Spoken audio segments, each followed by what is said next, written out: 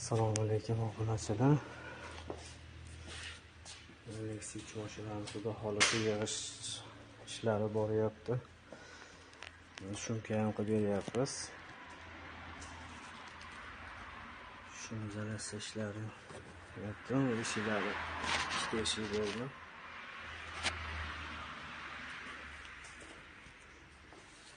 Kaptivamiz polirovka keramika bo'ladi bunisi.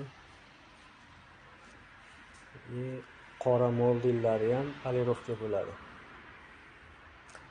Polirovkalarimiz kelgan moldillarga ham, qora plastmaslarga ham polirovkalarimiz bor.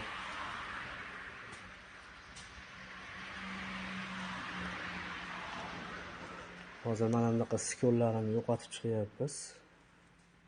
Kraska tegizib